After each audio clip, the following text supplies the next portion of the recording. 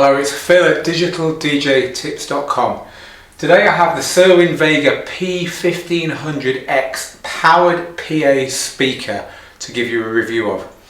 Now, we've reviewed two of these and we took them to a venue, we put them on standard stands and we plugged in a Traktor Control S4 and DJ'd all night with that setup. There's a little bit more to what we did than that, but that's the basics. And I'm here to tell you how they went, but before we get onto that, let's have a little look at what they're like. So you can see that they're quite a large PA speaker. Obviously for portable they're quite large. In an installation they'd be the smaller end of what you'd expect, but they're quite large and they're quite heavy as well.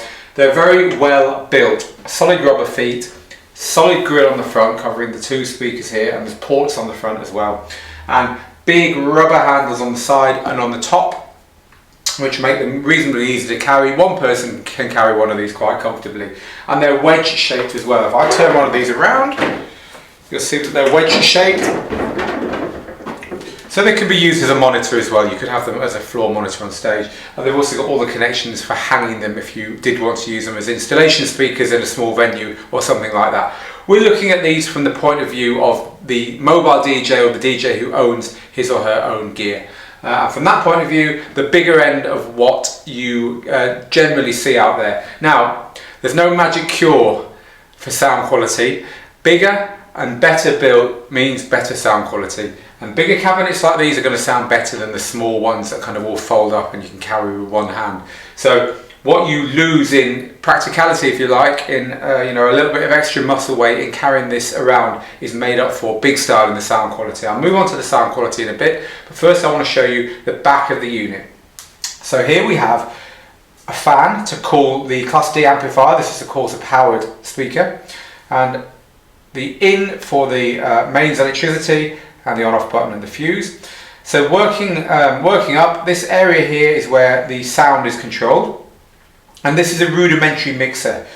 I would recommend using your own mixer if you're doing anything more complicated than just plugging, say, a DJ controller in. If you've got one or two microphones, if you're using backup sources, or even working with other entertainers or other people, your own mixer is better. It's next to you, you're not relying on plugging into the back of one of your speakers. Having said that, the way this is all set up, you can easily plug three things in here and then route them off to all your other speakers, to 1, 2, 3 more of these if you wanted, and also to subwoofers and so on. So it's quite flexible. And the way it works is these two channels are identical, therefore microphone or a line input depending on where that switch is set. There's a volume control and a clip, which obviously you don't want to happen, but it also shows you signal. And then the inputs are here. They are dual TRS and XLR. And then there's throughput here, which isn't affected by the volume control. So this is for ganging other speakers up that you want the same input to go to. This third channel is a little bit different. It has a twin TRS input, and again it has a volume control and a clip, but this is typically where you plug a DJ controller or something like that in. And then again there's an output here. This one actually is for a combination of everything. So this output will carry everything that's going on in all three off to something else. Subwoofer would be an obvious place to plug from there into.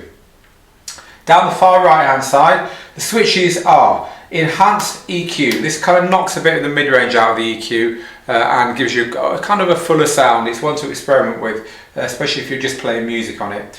Also for reducing feedback if you're having problems with feedback on microphones.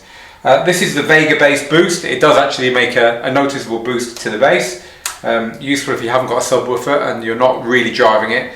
You just want to get a bit more bass in there. The high pass filter is useful for if you're using a subwoofer, you want to roll off the frequencies below about 80 Hertz. That'll do it for you. And the front limiter light.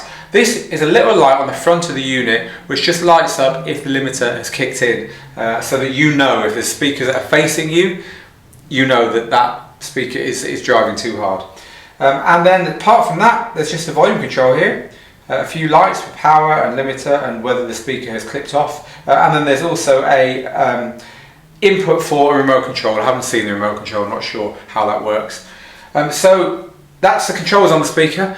As I say, we set them up, just two of these on tripod stands either side of a DJ setup in quite a large room, a medium-sized room, 12 by 8 meters or something like that. And we played a whole event from beginning to end. And it was a wedding, so the music was quite varied. At the beginning it was quite chilled out, and obviously there's no dance floor stuff going on, and we had it nice and low. At that point, the sound quality, I mean, it was like a car just ticking over, you know. We were nowhere near the top end of anything. It sounded great, but it wasn't being driven at all. Later on, the dance floor starting to fill up, playing different kinds of music, playing a bit of pop, bit of rock, bit of hip hop, bit of house. Volumes are getting louder. Again, it copes extremely nicely. There's the word that would spring to mind most of all is punch. Punch and vibrancy. It had a really punchy, thuddy kind of quality to it, which worked really, really well, especially for electronic music. And you could tell then that the speaker, the size of the construction and the solidity of it was playing in your favour and giving you a really nice sound where you could pick various bits apart really easily, especially in more complex music. Really fun to play on, and just had the feeling of quality about it.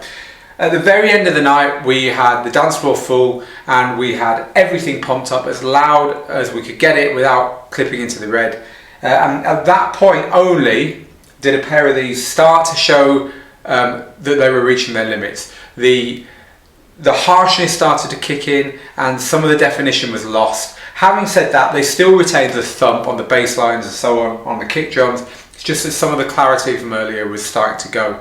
I strongly suggest, if you're pushing stuff to that level, adding at least one subwoofer. We have 2 subwoofers here to test. We're going to take this PA system out to somewhere bigger and more demanding than the gig that we tested these 2 cabinets on. And we are going to plug in the subwoofers as well and then come back and tell you about how they work. But certainly at those very, very high volume levels, you can make these work a lot less hard and increase the sound quality overall by adding the subwoofers, which are big things that sit on the floor, by the way, with a pole between them and the upper units. So overall, these were really good. They might be quite big, but we got 2 of these with a full flight case and everything else in the back of a medium-sized family car. They're easy enough to carry on your own if you have to, one at a time. And because they're the extra size and because they're a bit of extra weight, the sound quality really does show.